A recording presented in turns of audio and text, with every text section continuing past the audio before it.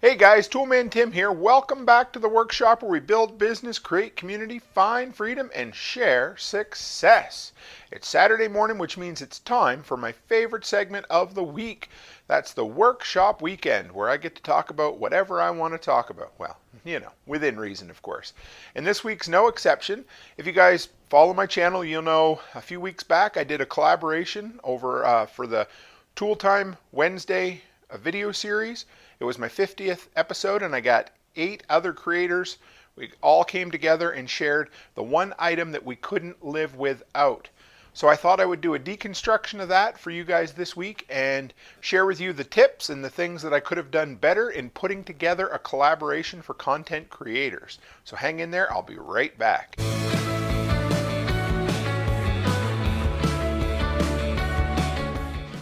All right, guys, real quick before we dive into this week's subject, if you haven't gone by before, go to toolmantim.co. That's toolmantim.co.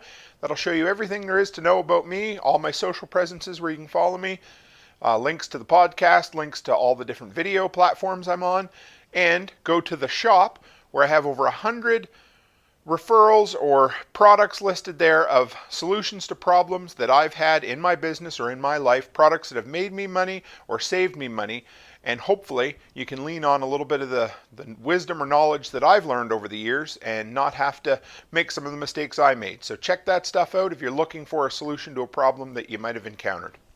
All right, guys, so like I said, I had an incredible time. It was 3-4 weeks ago now, putting together a collaboration. It was honestly the most fun I've had as a content creator so far. And right from the very beginning of when I had the idea to right to the very end when we did the live chat and I sent a follow-up email afterwards, it was just so much fun. I had some incredible guys to work with. They just did it. They knocked it out of the park, and they elevated the content that I normally put out. So thanks to all the creators that I had that helped me. And so I thought, before I started this, I had no sweet clue how to put together a collaboration. Not even a little bit. So I figured, what's the best thing to do? Number one, watch other collaboration videos. So it didn't matter, didn't need to be tools, didn't need to be homesteading. I watched some makeup tutorial videos on putting together collaborations, some guitar videos on collaborations, and that's how I do it. Wrap my head around it, watch a bunch of stuff, and then put it together. So I thought, hey, I'm sure there's other people out there that would love to collaborate with other content creators. And I thought, well, why don't I share with you guys the tips that the things I learned and the things that I definitely wouldn't do the same, although it went a lot smoother than I thought maybe it would. So I thought, first off, like I said, never done this thing before. And so when you approach people, make it as simple as possible. Make it hard to say no. I mean, don't twist or, make people feel sorry for you, but do all the legwork ahead of time. Put a package together, tell them what you expect of them, what they'll get out of it, and what and when they need to do it. And if you make it as simple as possible, take out all the work so that all they need to do is submit you a piece of content, you got your 3 steps ahead on getting someone to be involved in your project. So make it hard for them to say no. Put it all together ahead of time. Now, another thing that when I started, so my brain just gets this idea like, you know what, I should put together a collaboration. It would be awesome.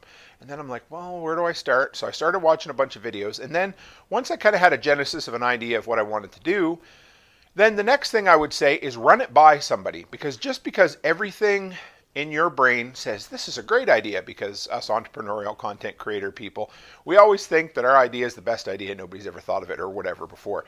And so run it by someone else. And for me, that's been Chicken Hawk Farmstead. Check out his YouTube channel. He's awesome. And I've ran 2 or 3 different things by him. But I sent it to him. I said, hey, you be interested in doing this? And of course, within 10 minutes, yeah, I'd love to. And I said, well, can I send you some information? And can you look it over and just critique it? And he loved it. And I think the one main suggestion he had was, make sure that you put in there, if it's going to be PG-13 or that sort of thing, just, give everybody the freedom to produce the content you want, but make sure that people understand what kind of content you're looking for and, the rating. And like you guys know, mostly I keep my channel to PG-13, and I think that opens it up to a wider broader audience. But that was a suggestion I wouldn't have thought of, and probably, not with these guys, but in the future could have headed off an issue that I wouldn't have seen to begin with.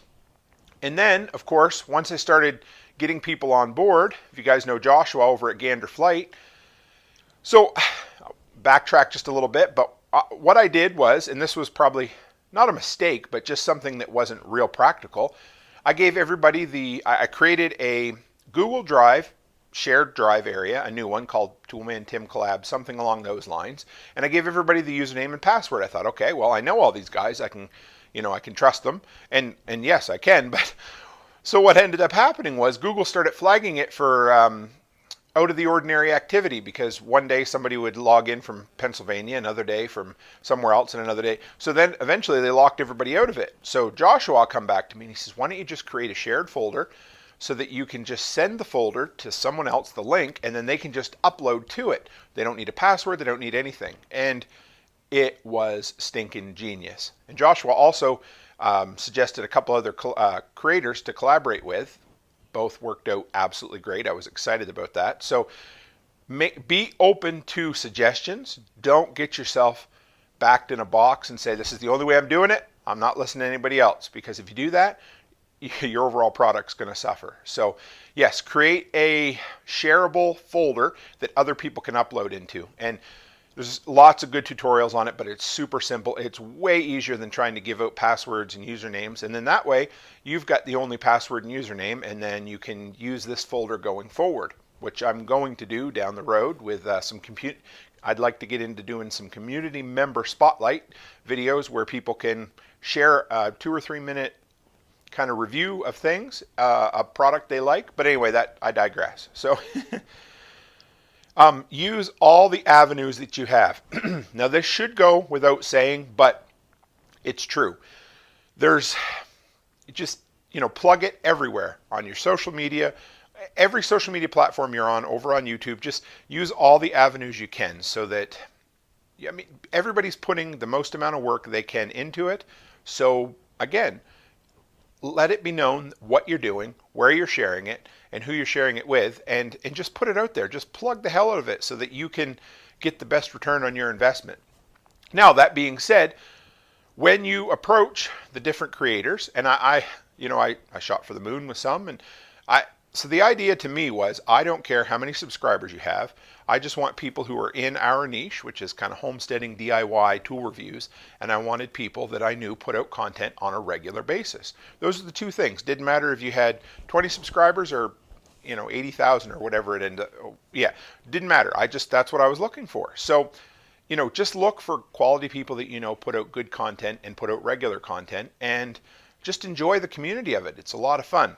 So like I said, I put out the expectations and the things that I was looking for, and so you try to make it as easy as you can. But I said, a 3-minute video for a tool you can't live without, and I need all your social media links and your Amazon affiliate link for the product if you have one.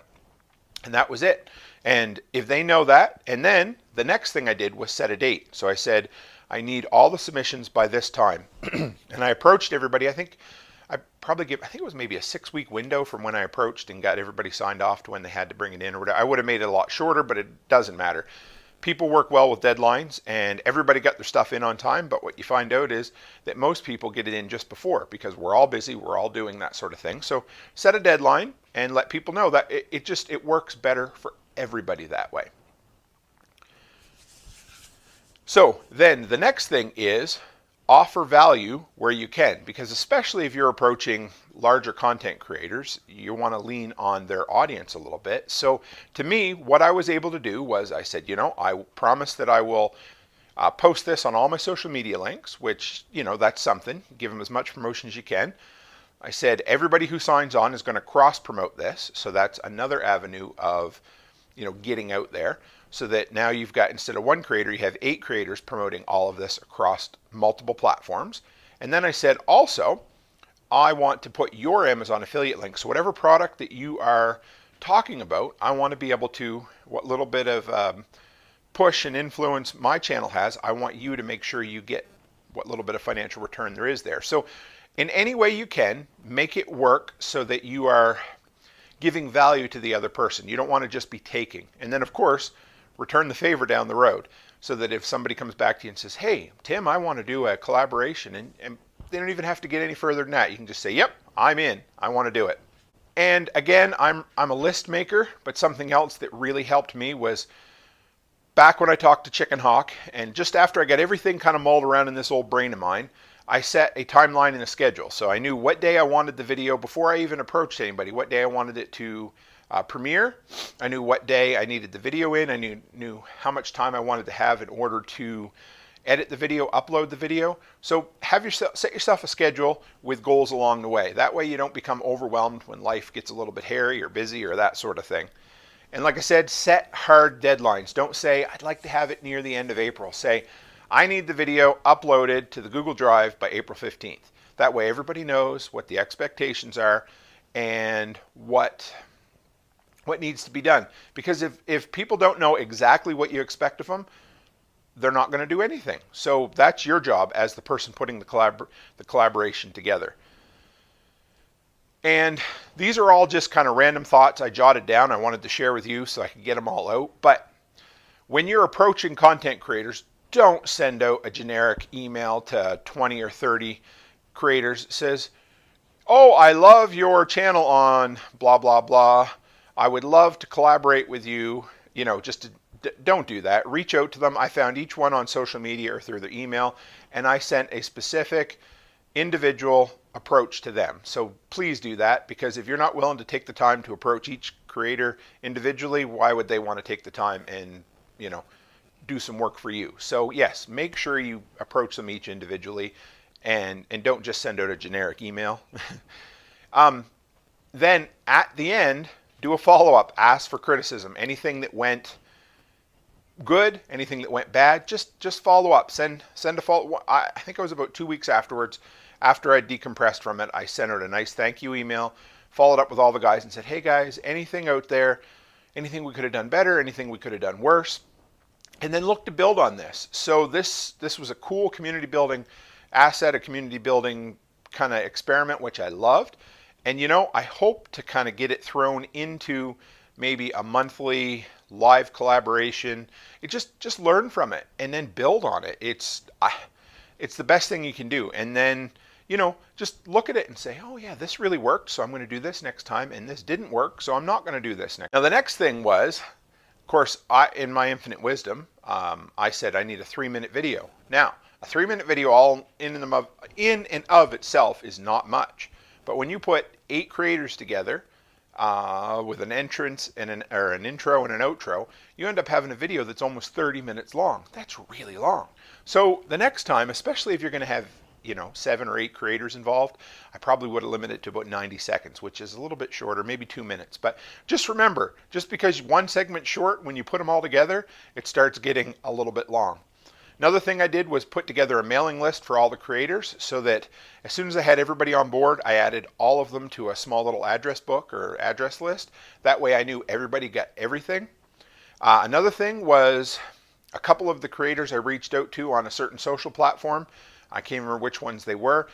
They don't always check their inboxes. So if you haven't heard back from people in, you know, 5 days or a week, follow up with them on a different platform or a different avenue, because I had a couple of people who said, man, I wish I'd have seen that sooner. And they ended up getting involved. But, you know, it's on us to make sure. Send a follow-up communication somewhere else and then leave it at that. Don't keep bugging people, but follow up, because a lot of times, you know, things like I know my MeWe IMs get lost easy, or they just get lost in the flow. Instagram IMs or, you know, DMs, whatever, they're miserable to find sometimes. They don't always show up. You don't always get what you think you're going to get. So. And like I said, guys, just embrace the fun of this. I had never done everything I've ever done on this channel. I had never done before I did it. So just because you haven't done a collab before, a collaboration, I used to laugh at that word collab, but it's just easier to say. But just because you haven't done one of those before doesn't mean you can't end up doing one.